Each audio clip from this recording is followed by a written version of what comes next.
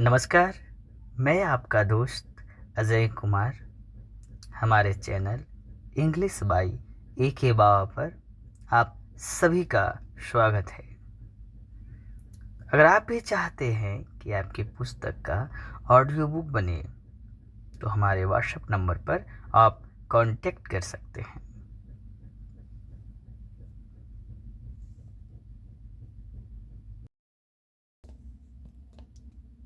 महात्मा गांधी जी की ऑटोबायोग्राफी पुस्तक का सेकंड भाग में आप सभी का स्वागत है।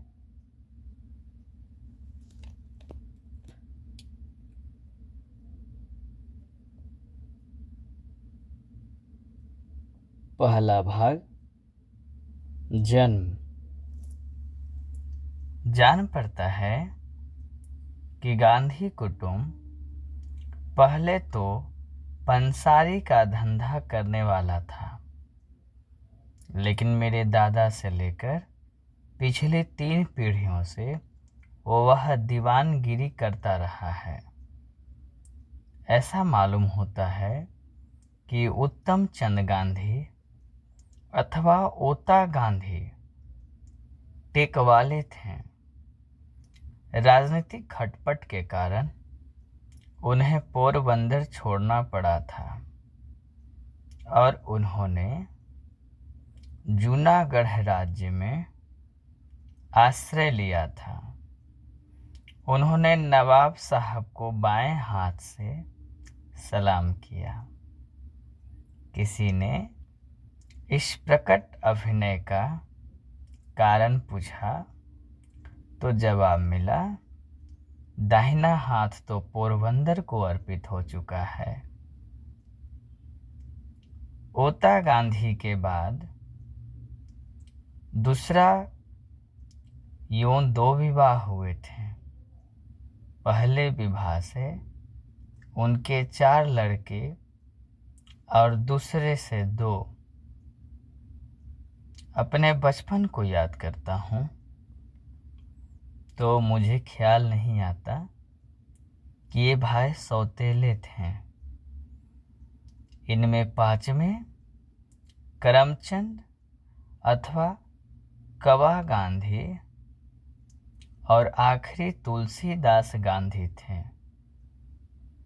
दोनों भाइयों ने बारी बारी से पोरबंदर में दीवानगिरी छोड़ने का काम किया। जब गांधी मेरे पिताजी थे, पोरबंदर की दीवानगिरी छोड़ने के बाद वे राजस्थानी कोर्ट के सदस्य थे।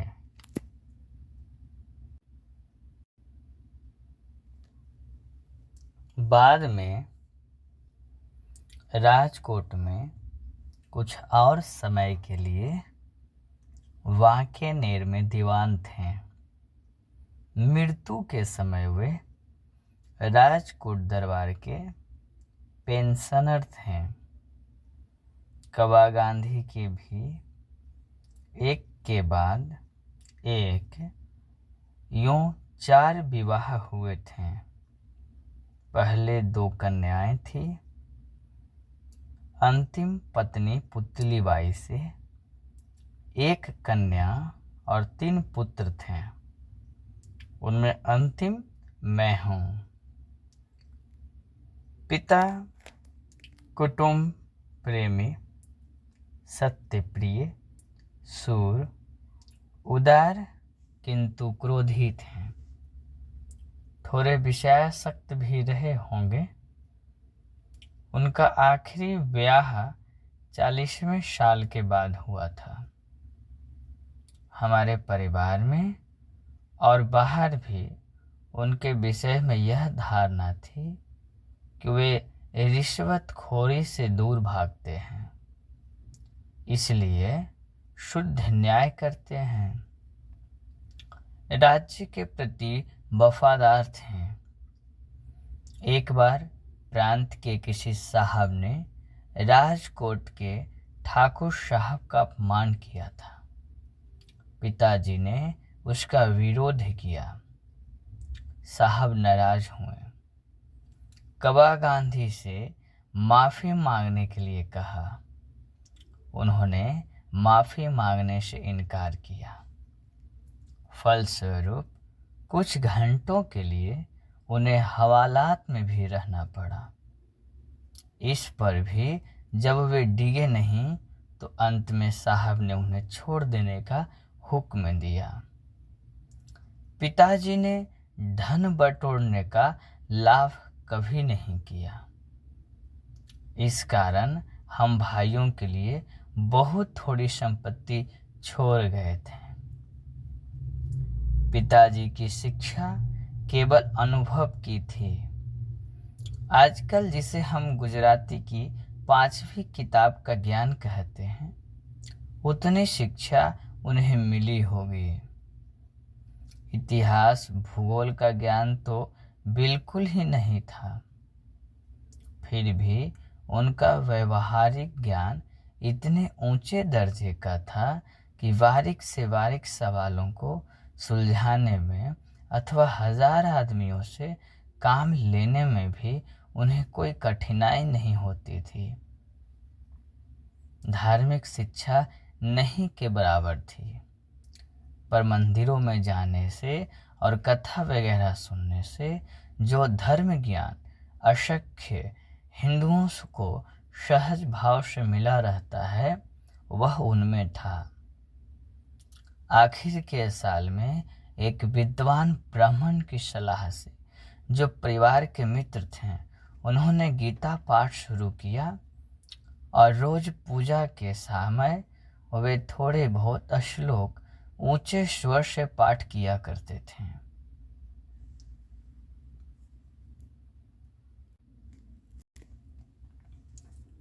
मेरे मन पर वह छाप रही है जो माँ साध्वी स्त्री थी। वे बहुत श्रद्धालु थी, बिना पूजा पाठ के भोजन न करती, हमेशा हवेली जाती थी। जब से मैंने होश संभाला तब से मुझे याद नहीं पड़ता कि उन्होंने कभी चतुर्मास का व्रत तोड़ा हो। वे कठिन से कठिन व्रत शुरू करती और उन्हें निर्विघ्न पूरा करती। लिए हुए व्रतों को बीमार होने पर भी कभी न छोड़ती। ऐसे एक समय मुझे याद है कि जब उन्होंने चंद्रायन का व्रत लिया था। व्रत के दिनों वे बीमार पड़ी, पर व्रत नहीं छोड़ा। चतुर्मास में एक बार खाना तो उनके लिए सामान्य बात थी। इतने से संतोष न करके एक चौमासे में उन्होंने तीसरे दिन भोजन करने का व्रत लिया था। लगातार 2-3 उपवास तो उनके लिए मामूली बात थी। एक चतुर्मास में उन्होंने यह व्रत लिया था कि सूर्य नारायण के दर्शन करके ही भोजन करेगी।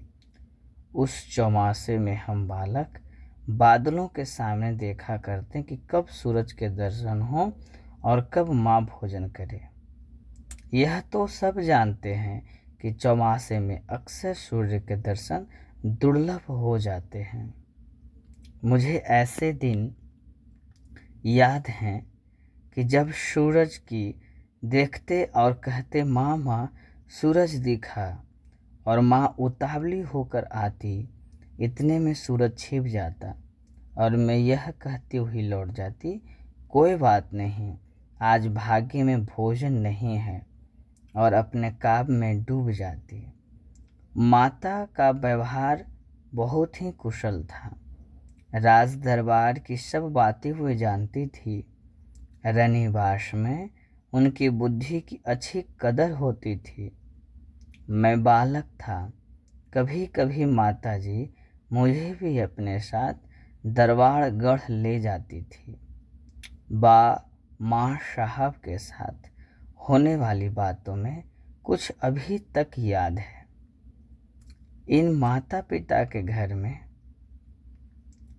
भादो वदी वारस के दिन यानी 2 अक्टूबर 1869 को पोरबंदर अथवा सुदामापुरी में मेरा जन्म हुआ। बचपन मेरा पोरबंदर में ही बीता। याद पड़ता है कि मुझे किसी पाठशाला में भर्ती किया गया था। मुश्किल से थोड़े पहाड़े में सीखा था। मुझे सिर्फ इतना याद है कि मैं उस समय दूसरे लड़कों के साथ अपने शिक्षक को गाली देना सीखा था और कुछ याद नहीं पड़ता। इस पर से मैं अंदाज लगाता हूँ कि मेरी बुद्धि मंद रही होगी। मैं स्मरण शक्ति उन पंक्तियों के कच्चे पापड़ जैसे होगी जिन्हें हम बालक गाया करते थे। वे पंक्तियाँ मुझे यहाँ देनी ही चाहिए। एकड़े एक पापड़ सेक पापड़ कच्चो मारो। पहली खाली जगह में मास्टर का नाम पड़ता था। उसे मैं अमर नहीं करना चाहता। दूसरी खाली जगह में छोड़ी हुई गाली रहती थी जिसे भरने की आवश्यकता नहीं। बचपन। पोरबंदर से पिताजी राजस्थानी कोर्ट के सदस्य बनकर राजकोट गए। उस समय मेरी उम्र लगभग 7 साल की रही होगी। मुझे राजकोट की ग्रामशाला में भर्ती किया गया। इस शाला के दिन मुझे अच्छी तरह याद है। शिक्षकों के नाम धाम भी याद है। पोरबंदर की तरह यहाँ की पढ़ाई के बारे में भी जानने लायक कोई खास बात नहीं है। मैं मुश्किल से साधारण श्रेणी का विद्यार्थी रहा होऊंगा। ग्रामशाला से उपनगर की शाला में और वहाँ से हाई स्कूल में यहाँ तक पहुँचने में मेरे 12वां वर्ष बीत गया। मुझे याद नहीं पड़ता कि इस बीच मैंने किसी भी समय शिक्षकों को धोखा दिया हो। न तब तक किसी को मित्र बनाने का स्मरण है। मैं बहुत ही शर्मीला लड़का था। पाठशाला में अपने काम से ही काम रखता था। घंटी बजने के समय पहुंचता और पाठशाला के बंद होते ही घर भागता। भागना शब्द मैं जानबूझकर लिख रहा हूँ क्योंकि किसी से बातें करना मुझे अच्छा न लगता। साथ ही यह डर भी रहता था कि कोई मेरा मजाक उड़ाएगा तो। हाई स्कूल के पहले ही वर्ष की परीक्षा के समय की एक घटना याद है। शिक्षा विभाग के इंस्पेक्टर जाइल्स विद्यालय की निरीक्षण करने आए हुए थे। उन्होंने पहली कक्षा के विद्यार्थियों को अंग्रेजी के 5 शब्द लिखवाए। उनमें एक शब्द केटल था। मैंने उसके हिज्जे गलत लिखे थे। शिक्षक के अपने बूट की नोक मारकर मुझे सावधान किया। लेकिन मैं क्यों सावधान होने लगा, मुझे यह ख्याल ही नहीं हो सका कि शिक्षक मुझे पास वाले लड़के की पट्टी देखकर हिज्जे सुधार लेने को कहते हैं। मैंने यह माना था कि शिक्षक तो यह देख रहे हैं कि हम एक दूसरे की पट्टियां देखकर चोरी न करें। सब लड़कों के 5 शब्द सही निकले और अकेला मैं बेवकूफ़ ठहरा। शिक्षक ने मुझे मेरी बेवकूफ़ी बाद में समझाई, लेकिन मेरे मन पर कोई असर न हुआ। मैं दूसरे लड़कों की पट्टी में देखकर चोरी करना कभी न सीखा। इतने पर भी शिक्षक के प्रति मेरा विनय कभी कम न हुआ। बड़ों के दोष न देखने का गुण मुझ में स्वभाव से ही था। बाद में इन शिक्षक के दूसरे दोषी भी मुझे मालूम हुए थे। फिर भी उनके प्रति मेरा आदर बना ही रहा। मैं यह जानता था कि बड़ों की आज्ञा का पालन करना चाहिए। वे जो कहें सो करना करें, उसके काजी न बनना। इसी समय के दो और प्रसंग मुझे हमेशा याद रहे हैं। साधारणतः पाठशाला की पुस्तकों को छोड़कर और कुछ पढ़ने का मुझे शौक नहीं था। सबक याद करना चाहिए, सलाहना सहा नहीं जाता। शिक्षक को धोखा देना ठीक नहीं है, इसलिए मैं पाठ याद करता था, लेकिन मैं अलसा जाता। इससे अक्सर सबक कच्चा रह जाता। ऐसी हालत में दूसरी कोई चीज़ पढ़ने की इच्छा करे, किंतु पिताजी की खरीदी हुई एक पुस्तक पर मेरी दृष्टि पड़ी। नाम था श्रवण प्रीतु भक्ति नाटक। मेरी इच्छा उसे पढ़ने की हुई और मैं उसे बड़े चाव के साथ पढ़ा। उन्हीं दिने शीशे में चित्र दिखाने वाले भी घर घर आते थे। उनके पास भी श्रवण का वह दृश्य भी देखा जिसमें वह अपने माता पिता को कांवड़ में बैठाकर यात्रा ले जाता है। दोनों चीज़ों का मुझ पर गहरा प्रभाव पड़ा। मन की इच्छा होती कि मुझे भी श्रवण के समान बनना चाहिए। श्रवण की मृत्यु पर उसके माता पिता का विलाप मुझे आज भी याद है। उस ललित छंद को मैंने बाजे पर बजाना सीख लिया था। मुझे बाजा सीखने का शौक था और पिताजी ने एक बाजा दिला भी दिया था। इन्हीं दिनों कोई नाटक कंपनी आई थी और उसका नाटक देखने की इजाज़त मुझे मिली थी। हरिश्चंद्र का आख्यान था।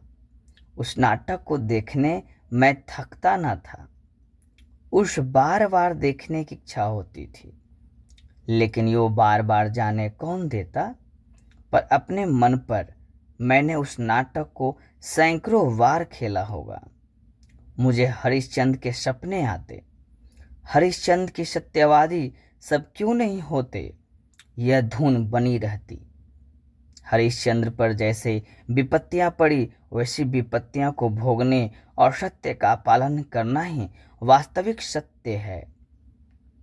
मैंने यह मान लिया था कि नाटक में जैसे लिखी है वैसे विपत्तियां हरिश्चंद्र पर पड़ी होगी। हरिश्चंद्र के दुख देखकर, उनका स्मरण करके मैं खूब रोया हूँ। आज मेरी बुद्धि समझती है कि हरिश्चंद्र कोई ऐतिहासिक व्यक्ति नहीं था। फिर भी मेरे विचार में हरिश्चंद्र और श्रवण आज भी जीवित हैं। मैं मानता हूँ कि आज भी उन नाटकों को पढ़ूं तो मेरी आंखों में आंसू बह निकलेगा। बाल विवाह। मैं चाहता हूँ कि मुझे यह प्रकरण न लिखना पड़ता, लेकिन इस कथा में मुझको ऐसे कितने ही कड़वे घूंट पीने पड़ेंगे। सत्य का पुजारी होने का दावा करने के और कुछ भी कर ही नहीं सकता। यह लिखते हुए मन अकुलाता है कि 13 साल की उम्र में मेरा विवाह हुआ था। आज मेरी आंखों के सामने 12-13 वर्ष के बालक मौजूद हैं। उन्हें देखता हूँ और अपने विवाह का स्मरण करता हूँ तो मुझे अपने ऊपर दया आती है और उन बालकों को मेरी स्थिति से बचने के लिए बधाई देने की इच्छा होती है। 13वें वर्ष में अपने विवाह के स्मरण में मुझे एक भी नैतिक दलील सूझ ही नहीं सकता। पाठक यह न समझें कि मैं सगाई की बात लिख रहा हूँ। काठियावाड़ में विवाह का अर्थ लगन है, सगाई नहीं। दो बालकों को ब्याहने के लिए माँ बाप के बीच होने वाले करार सगाई है। सगाई टूट सकती है। सगाई के रहते बड़ यदि मर जाए तो कन्या विधवा नहीं होती। सगाई में वर कन्या के बीच कोई संबंध नहीं रहता। दोनों को पता भी नहीं होता। मेरी एक एक करके 3 बार सगाई हुई थी। ये 3 सगाई कब हुई इसका मुझे पता नहीं। मुझे बताया गया था कि 2 कन्याएं एक के बाद एक मर गई, इसलिए मैं जानता हूँ कि मेरी 3 सगाइयाँ हुई थी। कुछ ऐसे याद पड़ता है कि तीसरी सगाई को कोई 7 साल की उम्र में हुई होगी। लेकिन मैं नहीं जानता कि सगाई के समय मुझसे कुछ कहा गया था। विवाह में वर कन्या की आवश्यकता पड़ती है, उसकी एक विधि होती है, और जो मैं लिख रहा हूँ सो विवाह के विषय में ही है। विवाह का मुझे पूरा पूरा स्मरण है। पाठक जान चुके हैं कि हम 3 भाई थे। उसमें सबसे बड़े का ब्याह हो चुका था। मंझले भाई मुझसे 2 या 3 साल बड़े थे। घर के बड़ों ने एक साथ 3 विवाह करने का निश्चय किया। मंझले भाई का, मेरे काका जी के छोटे लड़के का, जिसकी उम्र मुझसे 1 आध साल शायद अधिक रही होगी, और मेरा। इसमें हमारे कल्याण की बात नहीं थी, हमारी इच्छा की तो थी ही नहीं। बात सिर्फ बड़ों की सुविधा और खर्च की थी। हिंदू संसार में विवाह कोई ऐसी वैसी चीज नहीं। वर कन्या के माता पिता विवाह के पीछे बर्बाद होते हैं, धन लुटाते हैं और धन लुटते हैं।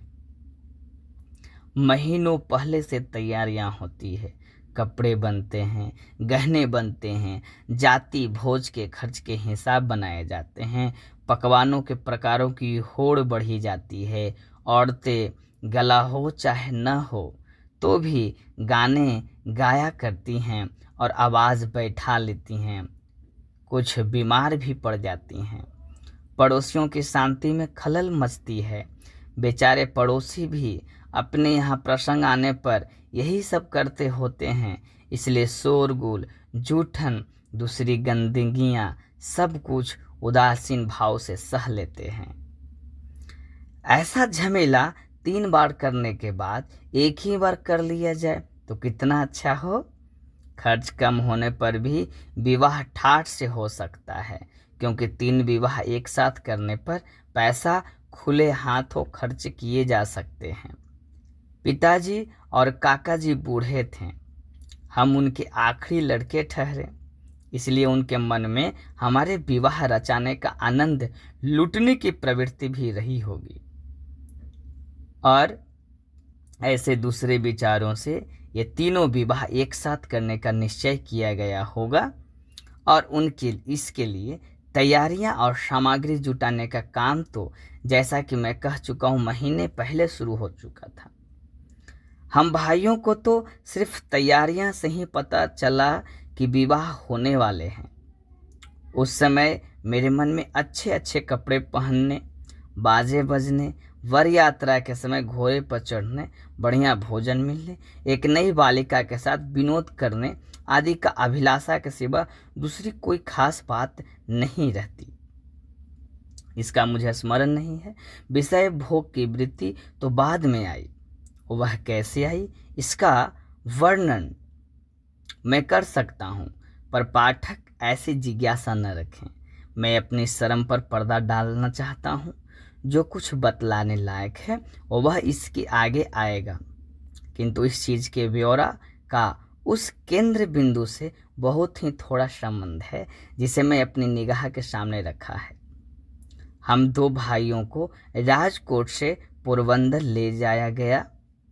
वहाँ हल्दी चढ़ाने आदि की जो विधि हुई और वह मनोरंजक होते हुए भी उसकी चर्चा छोड़ देने लायक है। पिताजी दीवान थे, फिर भी थे तो नौकर ही, 30 पर राजप्रिय थे, इसलिए अधिक पराधीन रहे। ठाकुर साहब ने आखिरी घड़ी तक उन्हें छोड़ा नहीं। अंत में जब छोड़ा तो विवाह के 2 दिन पहले ही रवाना किया। उन्हें पहुंचने के लिए खास डाक बैठाई गई, पर विधाता ने कुछ और ही सोचा। राजकोट से पोरबंदर 60 कोस है। बैलगाड़ी से 5 दिन का रास्ता था।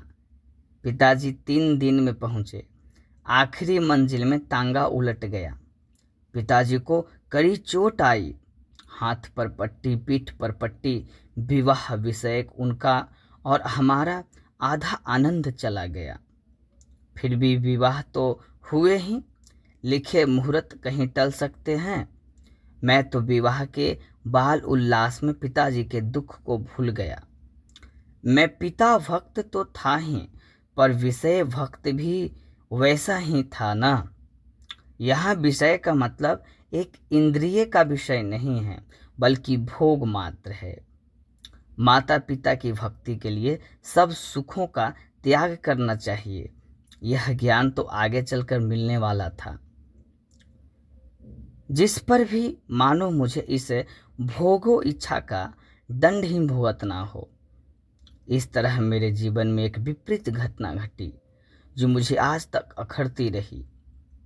जब तक निष्कुलांग नंद का त्याग न टके रे वैराग्य विना, करिए कोटि उपाय, गाया या सुना, तब तब वह विपरीत और कड़वी घटना मुझे याद आती है और शर्माती है।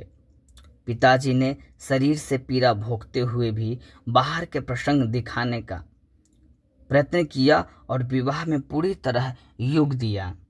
पिताजी किस किस प्रसंग पर कहाँ कहाँ बैठे थे, उनकी याद मुझे आज भी जैसी है वैसी ही है। बाल विवाह का चर्चा करते हुए पिताजी के कार्य की जो टीका मैंने आज की है, वह मेरे मन में उस समय थोड़ी ही थी। तब तो सब कुछ योग्य और मनपसंद ही लगा था। विवाह ने क्या शौक था और पिताजी जो कर रहे थे ठीक ही कर रहे हैं ऐसा लगता था। इसलिए उस समय के स्मरण ताजे हैं। मंडप में बैठे, फेरे फिरे, कंसार खाया खिलाया और तभी से बड़ बधू साथ में रहने लगे।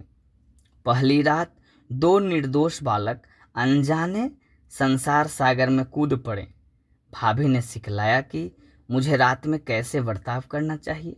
धर्म पत्नी को कैसे सिखलाया, सो पूछने की बात मुझे याद नहीं। अब भी पूछा जा सकता है, पर पूछने की इच्छा तक नहीं होती।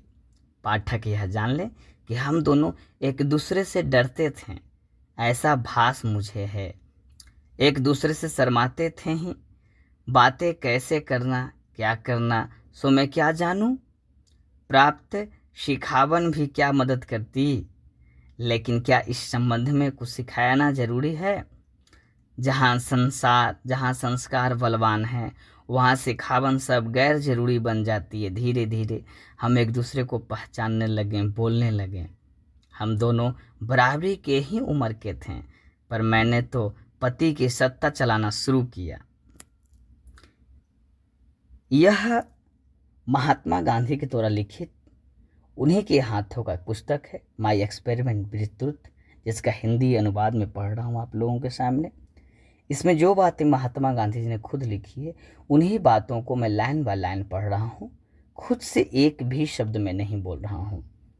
जहाँ पर भी त्रुटियाँ दिखाई देती हो, श्रोताओं से निवेदन है कि आप कमेंट्स कर सकते हैं। कुछ कमी हो तो उसको भी सुधार किया जा सकता है।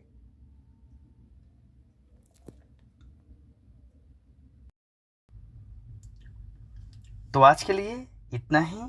अपने साथी अजय कुमार को विदा दें।